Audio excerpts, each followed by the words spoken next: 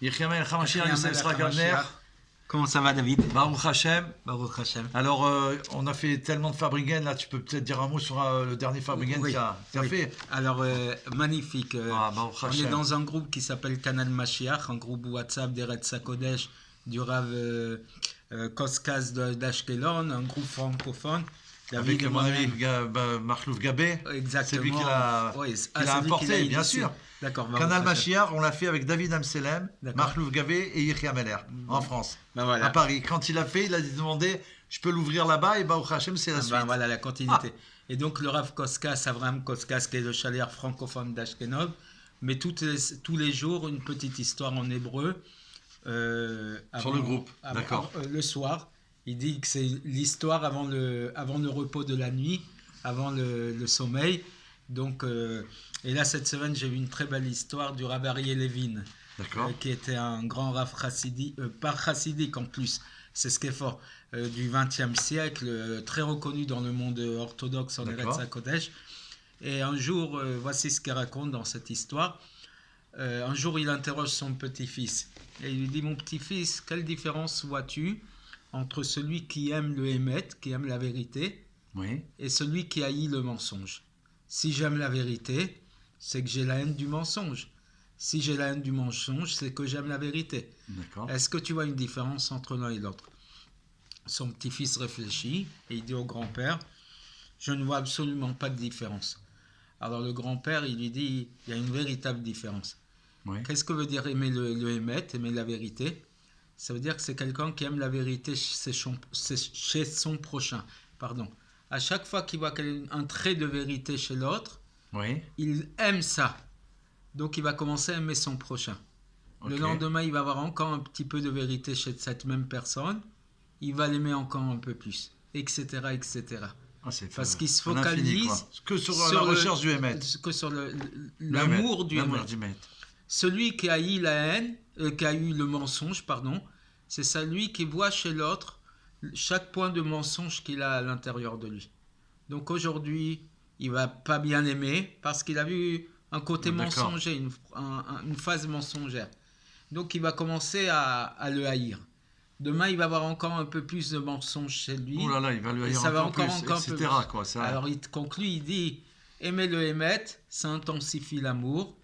Et haïr le mensonge, ça intensifie la haine. Wow. C'est fort, c'est puissant. C'est puissant. Et je crois que c'est toute la raison d'être de la chassidoute. C'est de voir le Chabad, c'est d'aimer son prochain. De voir toujours le côté positif de chacun et de développer ça. Quel est le lien avec ce que l'on étudie? Je crois qu'on va le voir, puisqu'on avait rapporté que donc dans la phase de la lune, elle avait besoin de se couvrir avant de renaître. Puisque dans l'histoire de Rabbi Chia avec Rabbi, il lui avait dit d'aller à Eintav pour sanctifier la lune là-bas, parce que comme les habitants de sa ville, il faudra voir le cours précédent pour revoir ça. Il y en a deux avant, il faut les voir. Comme dans la ville où il est, dans la journée du 29, il voyait encore la lune. Il faut attendre 24 heures avant qu'elle puisse renaître. Donc si... à l'intérieur même de sa ville, il avait fait tout ce qu'il fallait, ils n'auraient pas pu sanctifier la nouvelle lune la nuit suivante, et donc ça aurait provoqué que Yom Kippour va tomber vendredi, et donc vendredi et Shabbat, on sera dans le problème de ne pas pouvoir enterrer nos morts. D'accord? Donc c'est pour ça qu'il lui a dit d'aller ailleurs, comme on l'avait vu dans les cours précédents. Vous le verrez tranquillement. À revoir. Et donc, mais là il nous dit qu'en vérité, ce processus de la lune, il est très très profond. C'est précisément parce que la lune se couvre qu'à ce moment-là, elle peut renaître. Si elle ne passait pas par ce processus de couverture, de disparition, de voilement, elle ne pourrait pas renaître après. D'accord? Et c'est ainsi qu'il dit, dans les livres des sciences, on voit que lorsque la lune se couvre, elle est précisément entre la Terre et le Soleil. D'accord? Elle se trouve au milieu, en fait. Elle se trouve au milieu. D'accord. Et donc, c'est là où elle est la plus proche du Soleil. Et c'est comme ça que l'unification entre la Lune et le Soleil se fait. Et c'est à partir de là qu'elle peut renaître. Mais plus profondément encore, c'est parce qu'elle s'annule, parce qu'elle disparaît, qu'elle peut renaître. À l'image Ouais. d'une personne qui, lorsque son ego est trop développé, quand il est yesh, ce qu'on appelle yesh, il a un ego, il un existe, orgueil quoi qu'il a, voilà. trop prononcé, il ne peut rien recevoir de personne. Mhm. Parce qu'il croit que personne n'a Ouais. rien à lui apporter.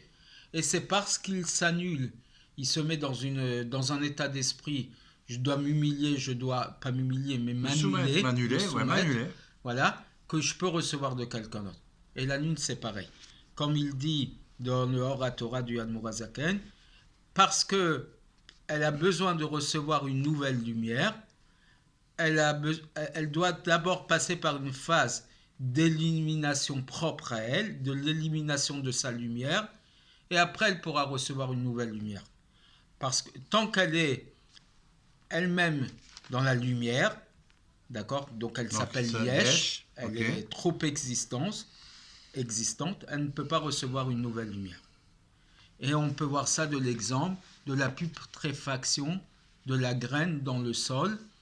Quand on met une graine dans la terre pour que puisse pousser après un arbre avec des fruits, par exemple. Effectivement, pour qu'elle puisse pousser, il faut qu'elle pourrisse dans le sol, qu'elle se putréfie. Et donc simplement elle n'existe après, plus. Elle n'existe plus. Oui. Elle va en arriver à ne plus exister. Et c'est par cette auto-annulation qu'elle peut faire pousser quelque chose de nouveau. Avec des fruits à l'infini. Waouh. Et à l'image aussi de la royauté de David. Puisqu'on a comparé la lune et David. Bien sûr. Et la comparaison se fait même sur ce point-là. Oui, ça veut dire qu'il va y avoir une renaissance. Parce qu'il ne va pas être présent. Il y a ce voilement, mais ça va être une renaissance, parce qu'on ne parle pas de naissance, renaissance, bien sûr. Et ça va être éternel. C'est précisément comme l'histoire connue, l'Haftara que l'on lit lorsque Shabbat tombe veille de Rosh Chodesh. Oui. Lorsque Rosh Chodesh va tomber un dimanche, il y a une Haftara qui s'appelle Machar Chodesh. Demain, c'est Rosh Chodesh. Qu'est-ce qui se passe dans cette histoire ? On sait que David Amelech était souvent à la table de son beau-père Shaoul. Le roi Shaoul, qui était son beau-père. Le père de sa femme Michal. Donc son beau-père s'appelait le roi Shaoul. Et donc, au moment où Shaoul va perdre la royauté, on va lui annoncer que c'est son gendre David qui va récupérer la royauté. Shaoul va être dans une phase de colère contre David. Une vraie colère, une colère profonde. Mais Jonathan, qui est le fils de Shaoul, beau-frère de David Amelech, va rester très ami, très lié à David Amelech. Et donc, chaque Rosh Chodesh, Shaoul faisait une grande Seouda. Et donc là, la fois en question, David Amelech ne va pas venir. Parce que comme il sait que la colère de son beau-père, elle est tellement forte, il va éviter. Il ne veut pas apparaître. Voilà, il ne veut pas apparaître. C'est ce que la Torah nous rapporte. Quand quelqu'un est en colère, il faut disparaître. Voilà. Oui, il ne faut rien dire, quoi. Et donc, Jonathan, il lui dit, Vayomer lo Jonathan, Macha Chodesh, demain c'est Rosh Chodesh. Venif Kata, et on va se rappeler de toi, Ki Paked Moshavecha, parce que ton siège sera vide, vacant. Et donc, et le rabbi, il s'est rapporté partout. Le mot Venif Kata, se rappeler de toi, ça a la même racine que Yi Paked Moshavecha, que ton siège est vide. C'est extraordinaire. C'est parce que ton siège est vide qu'on se rappelle de toi. Et dans la nature humaine, c'est pareil. Quelqu'un qui fait partie des meubles, comme l'expression connue, on ne fait plus attention à lui. Mais une fois qu'il n'est pas là, exactement, on dit « Waouh, il est passé où ?» C'est bizarre. C'est justement son absence qui provoque qu'on se rappelle de lui. Et qu'on le réclame, en fait. C'est ce qui se passe au 776. C'était juste un petit coucou de la Géoula. Alors voilà. C'est précisément parce qu'il paked Moshavecha, parce que ton siège est vide, égale la Shon Chisaron, il y a un manque de ta présence, que Venif Kata égale Zikaron. On se rappelle de toi. On se rappelle parce que tu manques à l'appel. Que l'annulation provoque la révélation. C'est quand on s'allume et qu'on se voile que ça amène plus tard à une nouvelle révélation. Et donc, c'est exactement pareil dans la Lune, dans le processus de naissance et même d'un être humain. Parce que même lorsque des parents conçoivent un bébé, la goutte elle doit à un moment se putréfier. Elle doit un peu disparaître avant de donner la naissance. Absolument. Tout est lié. Et on voit que c'est caché pendant un certain temps avant d'apparaître et de naître, quoi. Exactement. Et il dit particulièrement, précisément par le fait que c'est expliqué précédemment, que c'est parce que la lune se voile que précisément elle est la plus proche du soleil et c'est là qu'elle reçoit sa plus grande lumière du soleil. Incroyable. Ouais. Ça veut dire qu'on pourrait dire aujourd'hui, alors, d'après cet enseignement, qu'en ce moment, le peuple juif, c'est le plus grand moment où on reçoit le plus de lumière de... Oui, parce que justement tout est voilé. Voilà. Comme il y a le voile tellement fort, ça veut dire qu'on est en train de recevoir la plus grande lumière et que ça va provoquer la révélation, ça va amener à la révélation la révélation de Melech HaMashiach, définitive et éternelle. C'est extraordinaire ça. C'est d'une puissance. Il faut partager absolument, ça va donner des forces à tout le monde. Ah oui. Et c'est ce qu'on dit aussi dans la Gemara, Yevamot 62b. Lorsqu'un homme va partir en voyage, Chayav livkod et tishto. Il doit combler sa femme. Juste avant de partir en voyage, il doit la combler, lui permettre de concevoir un nouvel être, un bébé, avant de partir en voyage. Le fait qu'il va lui manquer, le fait qu'il va avoir cet état d'absence, il doit combler ça par une nouvelle naissance, par essayer de mettre en route une nouvelle naissance. C'est extraordinaire. Magnifique. Et donc, par l'unité de l'homme et la femme, par la relation charnelle, par l'union charnelle, c'est là que la naissance se fait. Et voir ce que le Rabbi dit sur le Pasuk Vayomer lo Yonatan, que l'annulation de la lune, la soumission de la lune, l'amène au niveau de Keter qui est au-dessus de l'enchaînement des mondes. Et c'est comme ça que l'unité se fait avec le soleil, entre le soleil et la lune, comme on a vu avant, et la renaissance. Et c'est comme ça précisément avec David Améler. Le fait que David Améler se voile, se cache pendant la galoute, c'est après que la Pekida, la reconception, se fait. Encore voir la Sikha de Parashat Shemini, où le Rabbi dit, c'est quoi Pekida, la renaissance? C'est Zikaron Vegilui Malchut Bet David, le souvenir et la révélation de la royauté de la maison de David, jusqu'à que la perfection va se faire à travers David Malka Meshicha, David roi Mashiach, dans la Geoula Mitit Vashlema. Amen. Amen.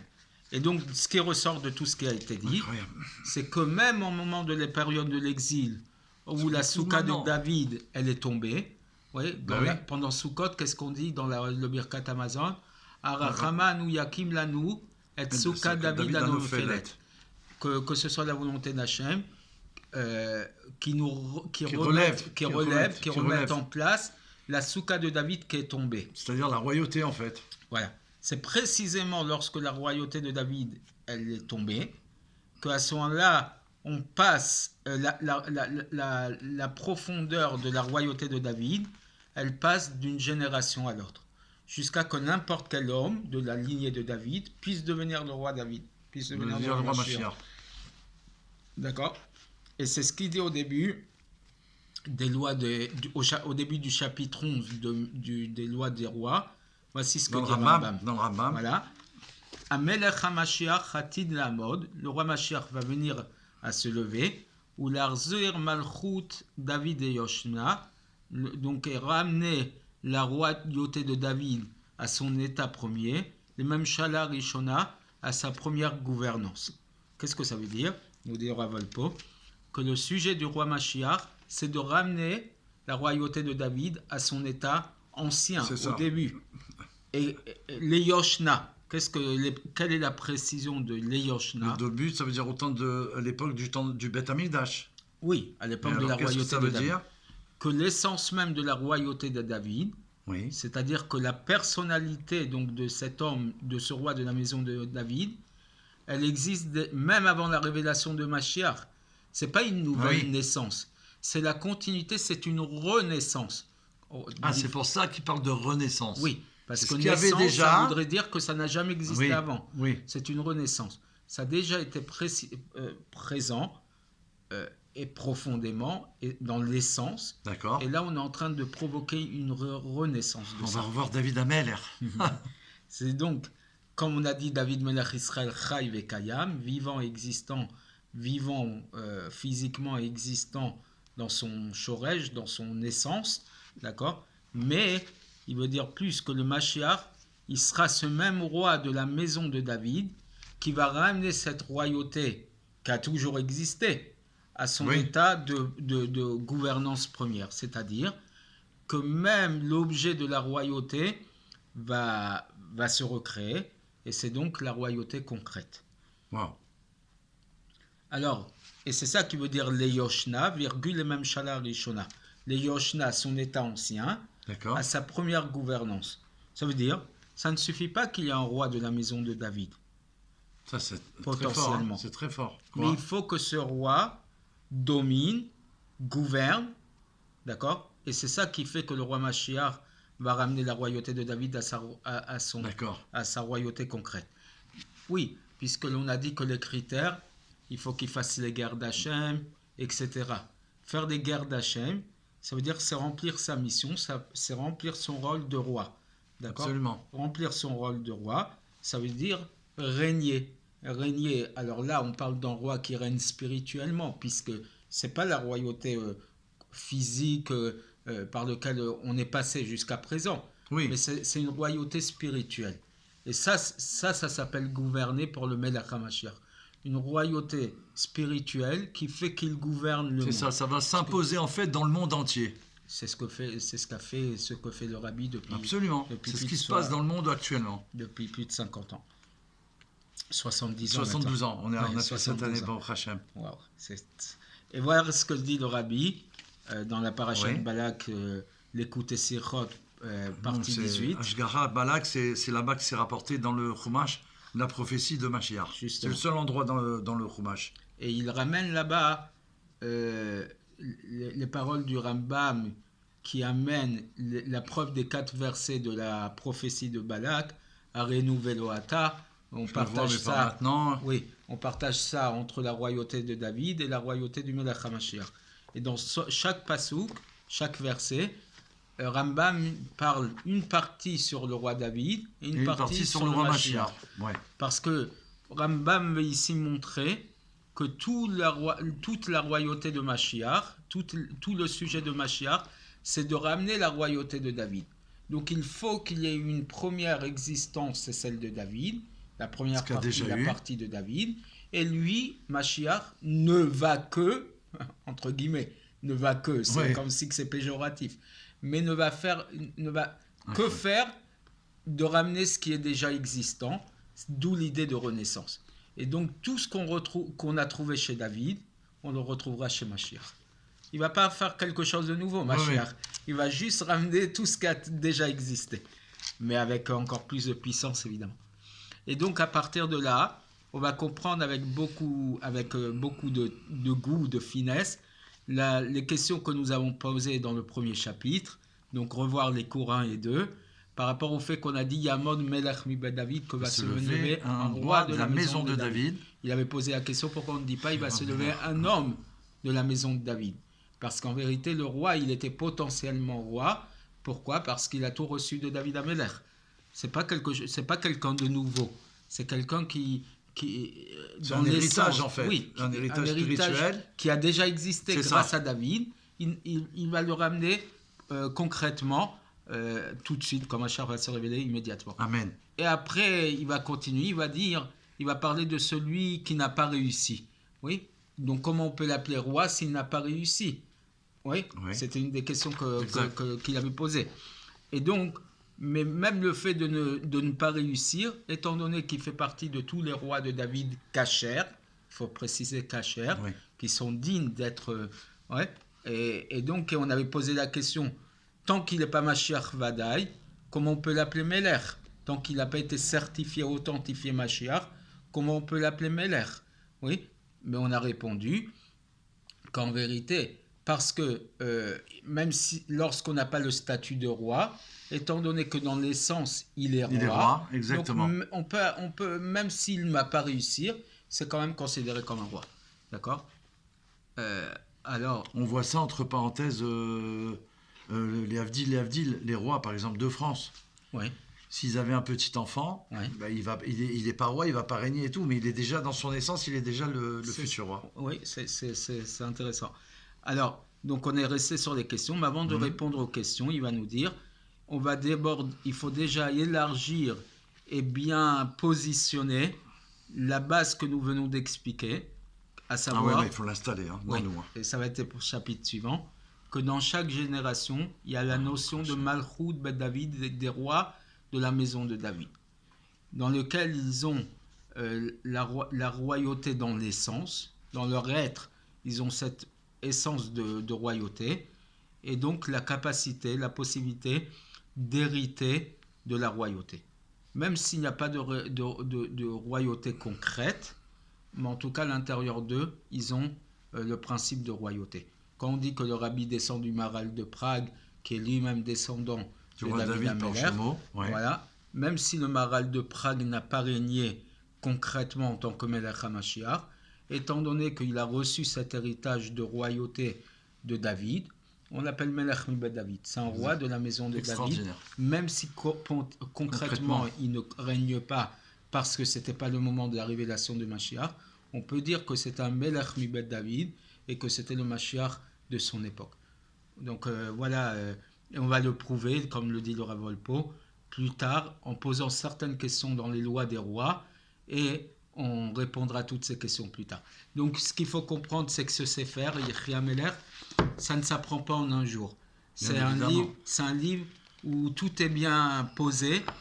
Il va falloir suivre. Toi comme moi, David, on va devoir avoir les forces de suivre.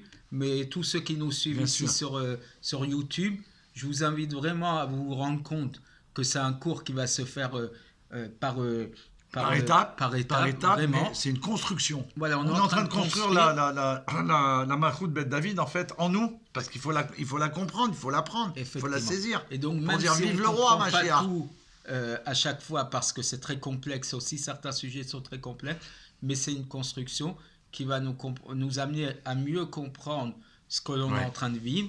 On le voit dans les petits détails comme on l'a rapporté, et donc pour pouvoir construire très rapidement. Mais on espère qu'on n'aura pas besoin de finir tout le livre avant la révélation, parce que c'est un gros pavé quand même. Ouais.